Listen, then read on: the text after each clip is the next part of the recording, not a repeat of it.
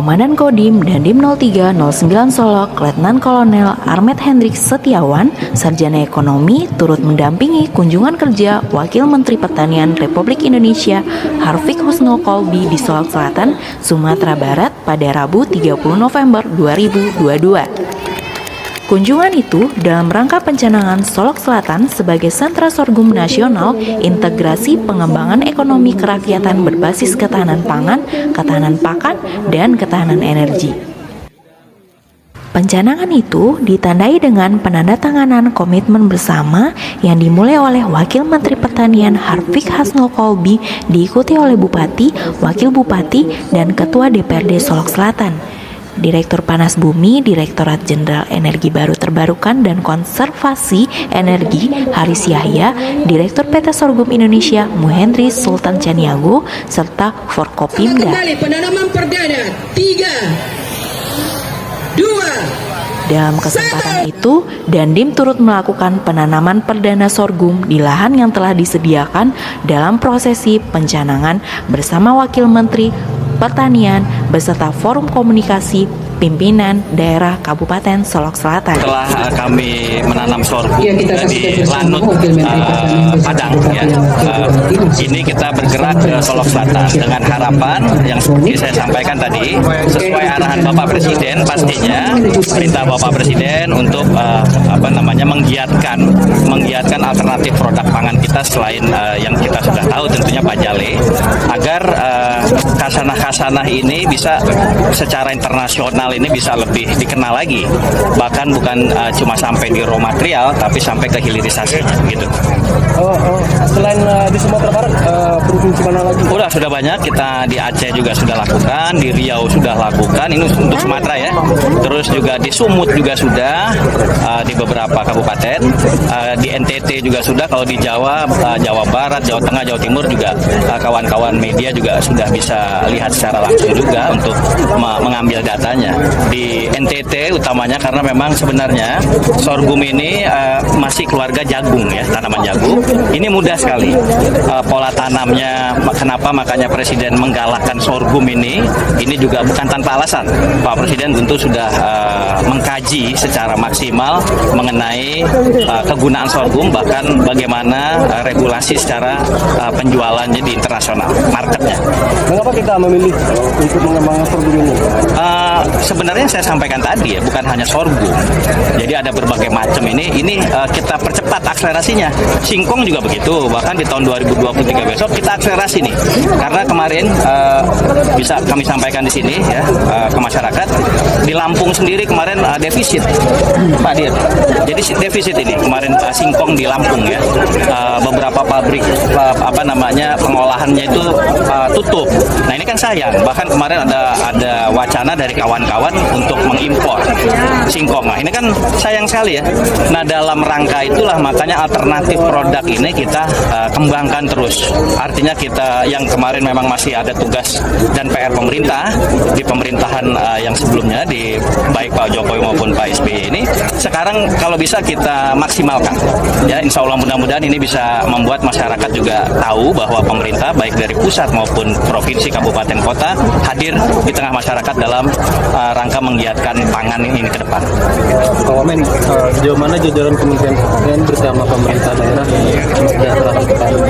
Banyak ya, jadi program-program yang kita inovasi program yang tadi saya sampaikan sedikit itu, kalau kawan-kawan ikut menyimak, di PIHC kita ambil contoh ya, kita punya di pupuk ini, karena kemarin kan selalu menjadi masalah kelangkaan pupuk ini terus ya, dari tahun ke tahun ini.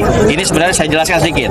Ini adalah kebaikan pemerintah juga sebenarnya dulu ya, sebelum tahun 90 ketika raw materialnya ini ada secara internasional naik harganya, dan kita nggak punya produksi itu ya, Pak, KCL dan lain itu kan memang kita nggak punya di sini di Indonesia, sehingga akhirnya ketika naik pemerintah tidak ikut menaikkan harganya karena sayang dengan masyarakat. Nah, makin lama dari tahun ke tahun disparitasnya makin tinggi. Nah, akhirnya sampai di saat ini kondisi pupuk subsidi ini. Nah, terus kita lakukan. Nah, ini kan sayang.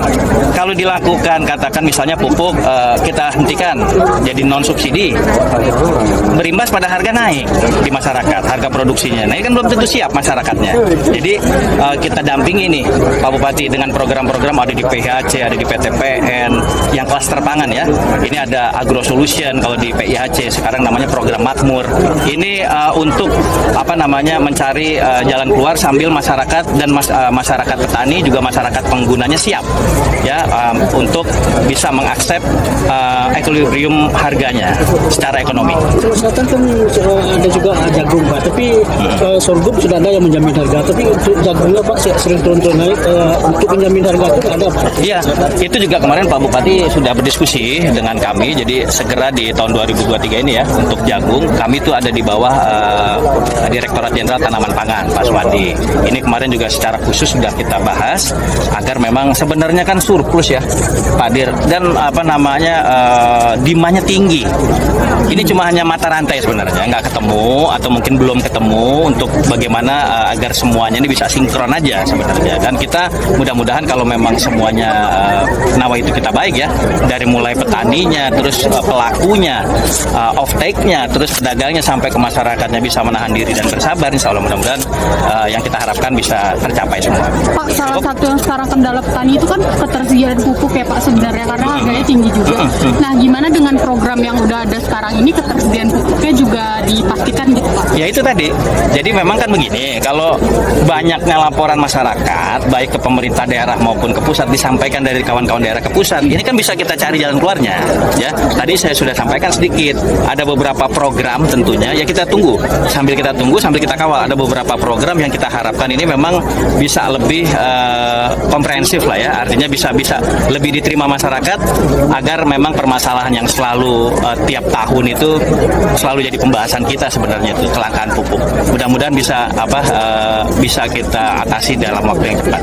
Izin Pak, terakhir Pak, tantangannya sendiri Pak dalam budidaya sorghum ini sendiri apa Pak? Ya sebenarnya sih selama yang tadi kita jalani regulasinya, terus juga bayarnya, makanya tadi saya tekankan sekali SIG agar memang benar-benar serius mengawal ini.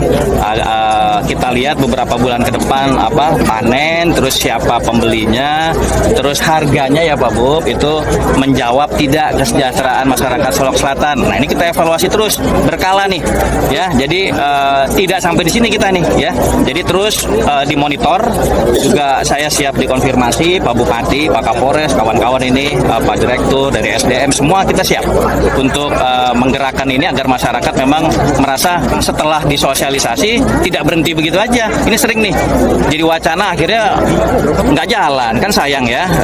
Ini menyangkut banyak hal juga ya, mudah-mudahan ini bisa kita kembangkan lagi berupa food estate kedepannya mungkin ya Pak Bu. Di sini siapa tahu kan bisa kita buat food estate di sini juga lebih baik.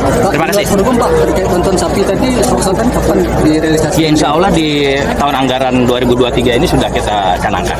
Insya Allah mudah-mudahan. Di sini juga ada yang dekat sebenarnya, Padang Mangateh nih, 50 kota nih. Itu ada kepala balainya juga. Lokasinya berapa mungkin? Nanti kita lihat ya, Pak Bu ya. Kebutuhan sama observasinya masyarakat juga bisa mampu berapa juga mengelolanya ya.